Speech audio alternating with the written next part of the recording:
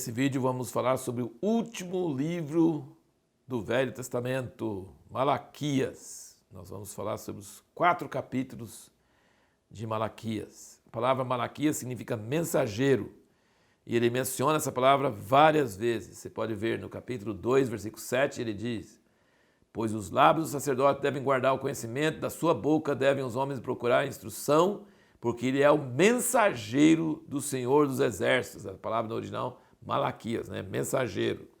Ele é o Malaquias do Senhor dos Exércitos. Capítulo 3, versículo 1, ele diz: eis que eu envio o meu mensageiro e há de preparar o caminho diante de mim. E capítulo 4, versículo 5 diz: eis que envio o profeta Elias. Essa palavra profeta é o mensageiro, antes que venha o grande e terrível dia do Senhor. Aqui, no início, então, do primeiro capítulo de Malaquias, ele diz, aqui em versículo 6, ele fala: o filho honra seu pai e o servo ao seu amo. E se eu, pois, sou pai, onde está a minha honra? E se eu sou amo, onde está o temor de mim? Diz o Senhor dos Exércitos, a vós, os sacerdotes, que desprezais o meu nome. Já que Israel, que é o povo dele, e os sacerdotes, que são o povo dele, eles não honram ele, então ele fala assim, você sabe de uma coisa? Versículo 11, desde o nascente do sol até o poente é grande entre as nações o meu nome, e em todo lugar se oferece o meu nome incenso, em uma oblação pura, porque o meu nome é grande entre as nações, diz o Senhor dos Exércitos. Então, ele está dizendo que Israel despreza ele, então ele vai fazer Israel ficar com raiva com as outras nações. Ele vai deixar de cuidar de Israel como uma nação especial e vai ir para as outras nações, e vai fazer ciúme Israel com as outras nações. Vocês não me honram? Cadê minha honra? Então meu nome vai ser grande entre as nações vão me honrar, para vocês verem como é que é bom não ser honrado, né? Eu tenho honrado vocês, vocês não me honram, agora eu vou honrar as nações e vocês vão sentir esse ciúme, essa inveja que eu tenho sentido de vocês estão honrando outras pessoas, outros deuses. O costume de Malaquias, o estilo dele é diferente de outros profetas. Ele faz um estilo de perguntas, ele faz perguntas retóricas como se ele estivesse perguntando pelo povo, né? O versículo 6 que nós acabamos de ler. Vós, os sacerdotes, desprezais o meu nome, e vós dizeis: em que temos nós desprezado o teu nome?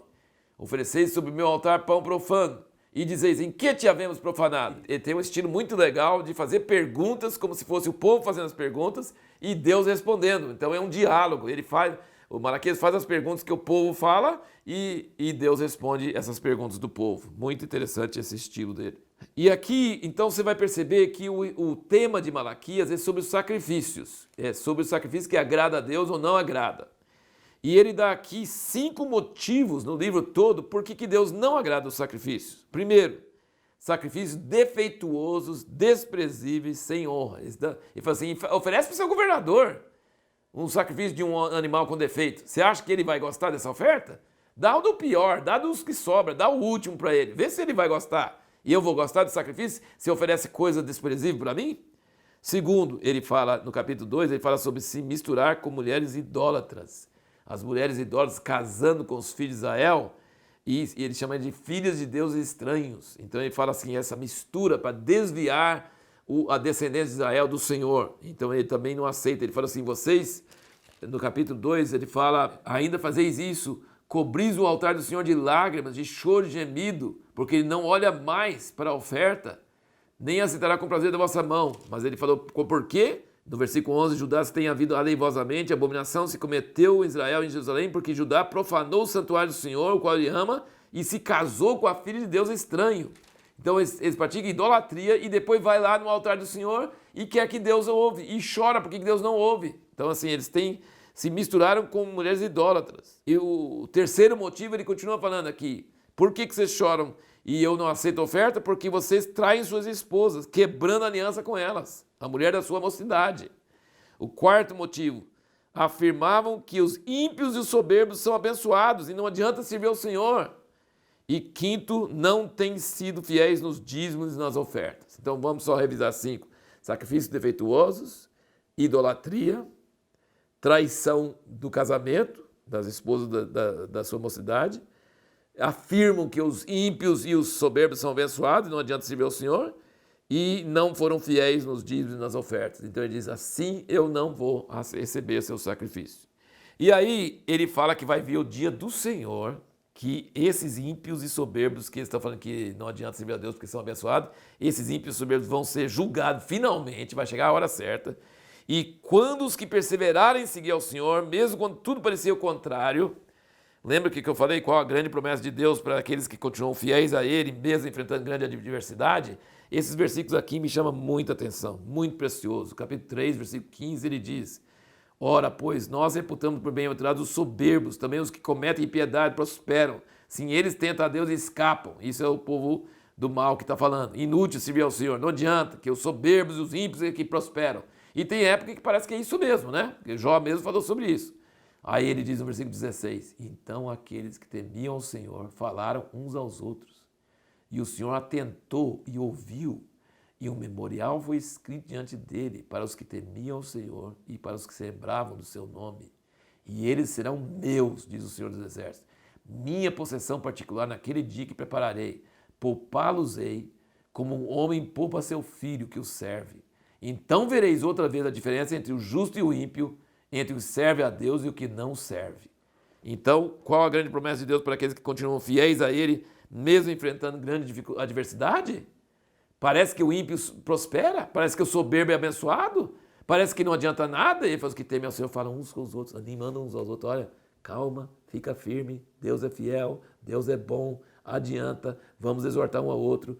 E Deus escreve num livro o que a gente fala. Deus escreve para os que lembram do nome dele no meio da adversidade, quando está tudo indo mal, quando tudo parece que não está dando certo. E ele fala assim: eu escrevo o memorial. E depois ele fala, no dia do Senhor que vem de juízo, que ele fala no capítulo 4, ele fala que nós seremos, se nós formos essas pessoas, e nós vamos ter um memorial escrito das nossas palavras que nós falamos, e ele falou assim: vocês vão ser minha possessão particular, naquele dia que prepararei, poupá-los-ei como um homem poupa seu filho, assim como ele falou de Sofonias, você vai ser escondido, Deus esconde, Deus protege, vocês vão ver a diferença entre o justo e o ímpio, entre o que serve a Deus e o que não serve.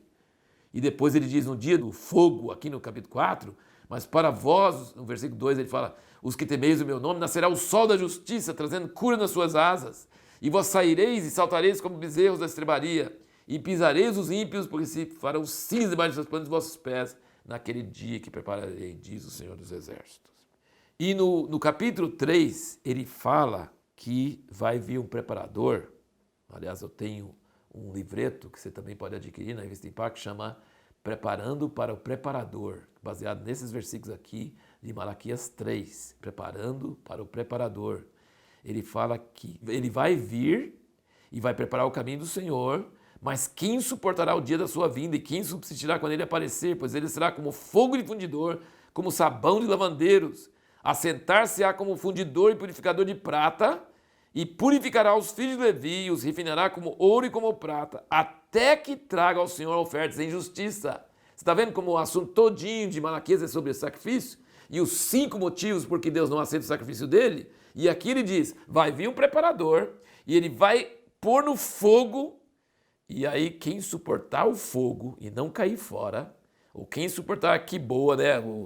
Esse alvejante do lavandeiro, que arde, que queima, que tira impureza, vai sair puro, e esse puro vai oferecer sacrifício que vai agradar a Deus. Esse sacrifício vai agradar a Deus. Finalizando, ele diz aqui que vai mandar o profeta Elias, ele termina quase as últimas palavras do Velho Testamento. Ele vai fazer que vai mandar o profeta Elias antes que venha o grande e terrível dia do Senhor, e vai converter o coração dos pais aos filhos e o coração dos filhos a seus pais, para que não venha filho a terra com maldição. A última promessa do Velho Testamento, antes de terminar o Velho Testamento, Deus fala: eu vou mandar Elias novamente. Não vou mandar Abraão, não vou mandar Moisés, mas vou mandar Elias. E Elias vai converter o coração dos pais aos filhos, vai restaurar a família na terra, antes da volta do Senhor Jesus.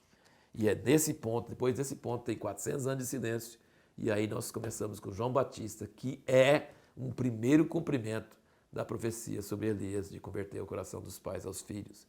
Deus nunca deixa um assunto sem dar continuidade. 400 anos sem falar nada, que vai escrito na Bíblia, tem um período interbíblico, mas quando ele começa a voltar de novo, 400 anos depois, ele volta para João Batista, que é o parcial, primeiro cumprimento dessa profecia sobre Elias. E a pergunta que nós vamos fazer para responder no próximo vídeo é: qual a diferença entre fé e presunção?